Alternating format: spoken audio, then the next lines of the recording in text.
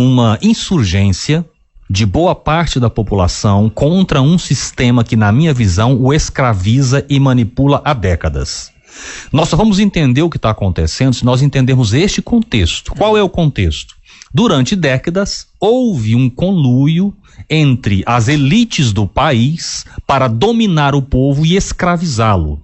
Nós pagamos quase 5 meses do nosso trabalho por ano de impostos e não temos saúde, não temos educação, se quisermos temos que pagar, né? Não temos boa infraestrutura e tudo mais que você possa imaginar que é de competência do poder público nos é fornecido de forma precária.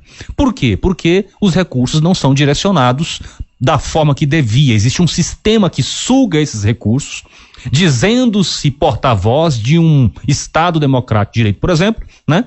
Sendo legitimados por esse discurso, na verdade eles escravizam o povo. E existia um mecanismo fundamental nesse processo. Qual era? A formação da opinião pública, a formação em massa da opinião pública, que era feita até algum tempo atrás exclusivamente por grandes veículos de comunicação. A referência disso é a Rede Globo. Então, todos nós nos informávamos como? Jornal Nacional. Isso, eu era assim. Você dava boa noite quando o jornal começava? Não cheguei a tanto não, mas eu estava lá sempre assistindo, porque eu acreditava que o que passava no Jornal Nacional era verdade. Sim. Alguém chegava a comentar um assunto e falava, não, passou no Jornal Nacional, então é verdade. Costume. Não é isso? Então eles usavam esse poder gigantesco de influenciar de maneira determinante a formação da opinião pública no Brasil conforme os seus interesses. Eu lembro que as pessoas diziam o seguinte, olha, todo candidato a presidente precisa ir pedir bênção para o Roberto Marinho. Né? E tal. Então isso era um poder estupendo e isso significa recursos financeiros, por exemplo. Não era à toa que até algum tempo atrás se direcionava R$1 bilhão de recursos públicos para a Rede Globo, né? Sim. Então a formação da opinião pública era formada de uma maneira vertical. Eram grandes veículos de cima para baixo, impondo à população brasileira uma determinada visão acerca de tudo, né? Aí vieram as redes sociais, Guilherme. Democratizou a opinião. Você lembra que a esquerda defendia a democratização da mídia?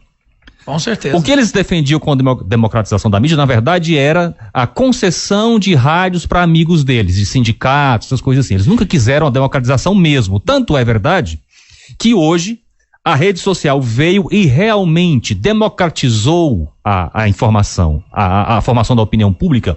Hoje qualquer cidadão, por mais simples e humilde que ele seja, se ele grava um vídeo debaixo de uma ponte e aquilo que ele falou interessa, desperta a atenção das pessoas, ele consegue uma audiência de milhões de pessoas. Então, a comunicação ficou completamente horizontalizada. Isso é democrático ou não? É muito mais democrático do que o modelo anterior, só que isso tem consequências. O povo começa a formar a sua opinião de forma independente. Já não depende mais, em grande parte, da Rede Globo. Ela perdeu, portanto, o seu capital. Daí esta insurgência, aí tem uma série de interesses que entram em conflito com isso, né? Durante todo esse tempo, Rede Globo, apenas como exemplo, existem outros veículos, posavam como isentos, como pessoas que levavam informação de qualidade e a verdade para as pessoas, né? E muita gente não percebia que, na verdade, a informação que eles nos traziam era manipulada conforme os interesses comerciais deles. É isso que ficou muito claro nos últimos anos. E aí a grande questão agora é o seguinte: essa democratização da mídia está afetando de maneira muito determinante as estruturas de poder do país. E eles estão agora determinados a reagir a tudo isso. Existe hoje uma convergência muito grande desse sistema no sentido de censurar o que o povo fala nas redes sociais. Isso está prejudicando muito os esquemas de poder deles, entende? E aí eles vêm com a justificativa, aquelas mais falaciosas que você possa imaginar, que qualquer ditatorzinho de uma república mequetrefe, vamos dizer assim, usa. Os mesmos argumentos que eles estão utilizando para censurar as redes sociais aqui são os mesmos que usam em Cuba, usam na Venezuela, usam na China, usam na Coreia do Norte. São os mesmos argumentos. Nós precisamos proteger o povo da desinformação. Guilherme, sabe como é que se protege as pessoas da desinformação? Com múltiplas fontes de informação. Então você tem um fato, você tem uma situação, e aí você dá a oportunidade de todos falarem sobre aquilo e as pessoas têm a oportunidade de ouvir os dois lados. Quando as pessoas têm essa oportunidade, elas conseguem perceber a verdade, porque ela ouviu um lado, ouviu o outro. O que todo ditador precisa?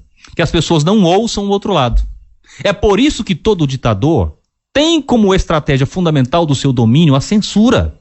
E é isso que está, na minha visão, acontecendo já sistematicamente no Brasil nos últimos anos.